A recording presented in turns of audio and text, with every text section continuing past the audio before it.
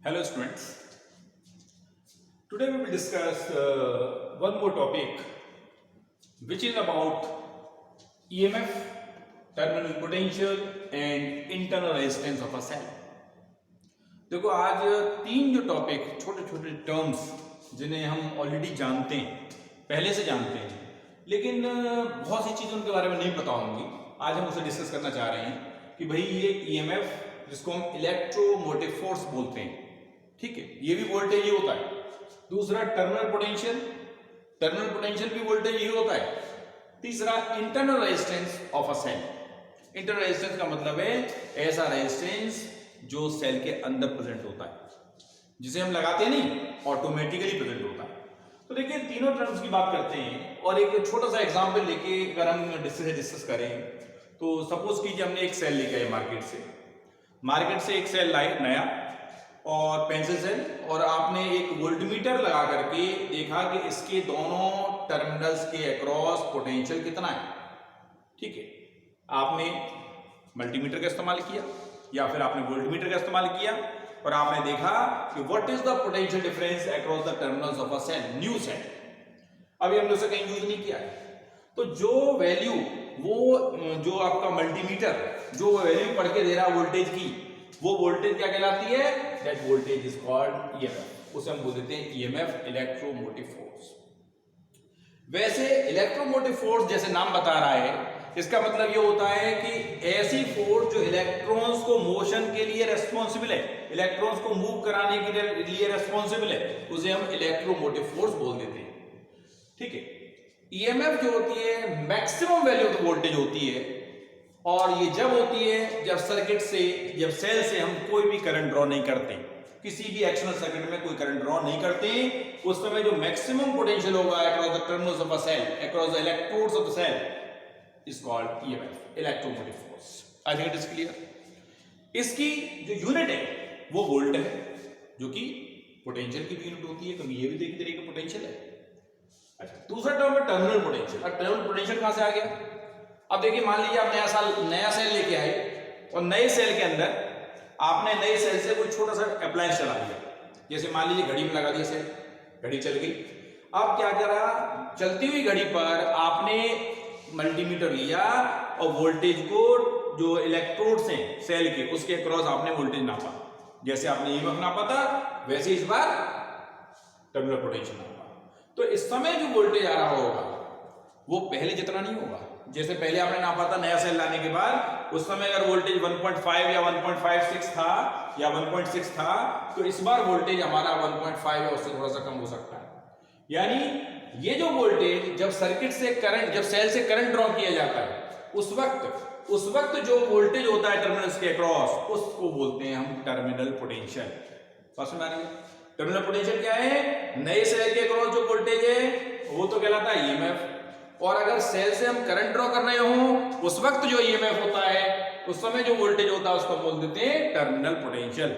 और याद रखो, टर्मिनल पोटेंशियल हमेशा ईएमएफ से कम होगा, क्योंकि नया सेल लाओगे वोल्टेज ज्यादा होगा, लेकिन टर्मिनल पोटेंशियल मींस जब करंट ड्रॉ करोगे तो वोल्टेज में थोड़ा ड्रॉप आएगा और इस वजह से उसका वोल्टेज थोड़ा सा कम हो जाता है। लेकिन सवाल ये उठता है कि आखिर टर्मिनल पोटेंशियल में कमी क्यों आती है? देखिए, इसके लिए भी रेस्पॉन्सिबल है सेल का जो तीसरा टर्म यहां पे लिखा हुआ हमने, इंटरनल रेजिस्टेंस। इंटरनल रेजिस्टेंस है क्या? It is the resistance offered by the electrolyte of a cell. Cell के इलेक्ट्रोलाइट के द्वारा जो रेजिस्टेंस ऑफर होता है उसी को हम क्या बोल देते हैं? Internal resistance.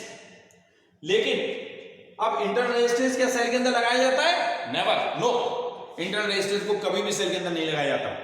Internal resistance automatically electrolyte, electrodes और सेल की इंटरनल कंडीशंस के ऊपर बेस्ड होता है। जैसे जैसे सेल यूज करते रहते हैं, सेल पुराना होता रहता है, वैसे वैसे इंटरनल रेजिस्टेंस बढ़ता रहता है।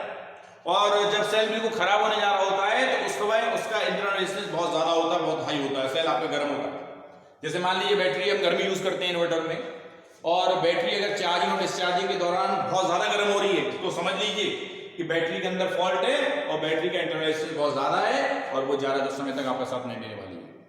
तो internal resistance is the resistance offered by the electrolyte of a cell, by the electrolyte of a cell. इसको हम लगाते नहीं है ऑटोमेटिकली, इलेक्ट्रोलाइट के बिना तो सेल चलना नहीं है। जब इलेक्ट्रोलाइट उसमें भरा तो उसका जो रेजिस्टेंस ऑफर होगा, क्योंकि उसके अंदर आयंस जो मूवमेंट कर रहे हैं उनके मूवमेंट में जो अवरोधक होगा, जो रुकावट होगी, उसको क्या बोल देते हैं? Internal resistance. अब मैंने आपके सामने एक सिंपल सर्किट बनाया है, ये समझने के लिए इन तीनों में रिलेशन क्या है, कैसे हम इसको एक रिलेशन के थ्रू इंटरनल रेजिस्टेंस की वैल्यू निकाल सकते हैं। तो आई थिंक इंटरनल रेजिस्टेंस में आया। इंटरनल रेजिस्टेंस क्या है? Resistance offered by the electrolyte of a cell is the internal resistance small r से आप इसे रिप्रेजेंट करते हैं। और कभी भी इसको सर्किट में लगाते नहीं है, सेल के अंदर ऑटोमेटिकली प्रोड्यूस होता है। जैसे कि ये सर्किट देखें, एक सेल है, इसका ईएमएफ ई, इंटरनल रेजिस्टेंस आर, एक की के थ्रू एक एक्सटर्नल रेजिस्टेंस कैपिटल आर से जुड़ा हुआ है।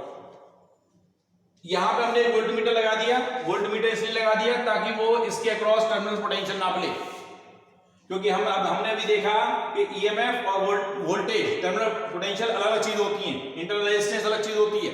तो इन तीनों में क्या रिलेशन है उसको समझने के लिए हमने यहाँ पे ये फिगर बनाई है।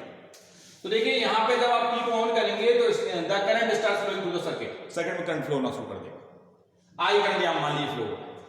तो देखिए सवाल ये उठता है कि अगर हमारा जो टर्मिनल पोटेंशियल है वो ईएमएफ से कम क्यों होता है, बाकी वोल्टेज कहां चली जाती है? आप कहते हैं that voltage is dropped across the internal resistance.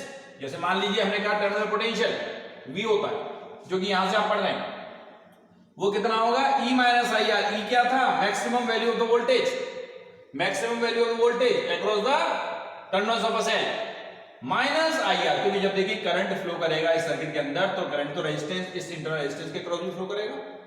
जब इंटरनल रेजिस्टेंस के क्रॉस फ्लो करेगा तो इंटरनल रेजिस्टेंस के क्रॉस भी पोटेंशियल ड्रॉप होगा, और जब पोटेंशियल ड्रॉप होगा तो वो पोटेंशियल ड्रॉप कितना होगा? I R, V equals to I R से, ओम्स लॉ से। So you have V equals to E minus I R. ये रिलेशन हमारे पास होता है between the terminal potential, EMF and the internal resistance for a simple circuit. अब हमने क्या किया? हम जानते हैं ओम्स लॉ से V equals to I R होता है। यहां से I निकाला, V अपॉन R कर दिया। I की वैल्यू उठा करके इसमें लगा दीजिए तो V equals to E minus V upon R into small r, ये आपको मिल जाएगा। रीअरेंज करेंगे, you have small r equals to E minus V upon V into capital R and this is a relation you have for the internal resistance of a cell. Very common relation you have for internal resistance of a cell. ठीक है, तो ये relation यहां पर मिलेगा। अब देखो इसके बाद हम ये समझ रहे हैं, इसलिए समझ रहे हैं क्योंकि अभी हमें जो करना है, जो मेन टॉपिक है हमारा, वो है ग्रुपिंग ऑफ सेल्स। ये हम सब जानते हैं कि सेल्स की ग्रुपिंग की जाती है और सेल्स जरूरत के हिसाब से, जैसे आपने देखा होगा टॉर्च के अंदर एक सेल के पीछे दूसरा सेल, दूसरे सेल के पीछे तीसरा सेल लगा रहता है, तो वो सेल्स की ग्रुपिंग होती है। कभी ध्यान से हमने कभी नोटिस नहीं किया इसको, लेकिन ये ग्रुपिंग है क्या? सेल्स सीरीज में भी हो सकते हैं, सेल्स पैरेलल में भी हो सकते हैं। जैसे हमारे रेजिस्टेंस सीरीज में होते थे, पैरेलल में होते थे, कैपेसिटर सीरीज में होते थे, पैरेलल में होते थे, वैसे ही सेल्स भी सीरीज और पैरेलल में हो सकते हैं। अगर हमें वोल्टेज ज्यादा चाहिए, to get the maximum voltage, you can connect the cells in series. ठीक है, अगर हमें करंट ज्यादा चाहिए तो सेल्स को हम पैरेलल में कनेक्ट कर सकते हैं। लेकिन पैरेलल में अगर मान लीजिए दो सेल्स हैं, एक जैसा उनका वोल्टेज टर्मिनल पोटेंशियल है या ईएमएफ है, उनको अगर आप पैरेलल में जोड़ते हैं तो एक सिंगल सेल के जैसा पोटेंशियल आपको मिलेगा। वहां पोटेंशियल बढ़ेगा नहीं, लेकिन सीरीज में पोटेंशियल भी बढ़ जाता है।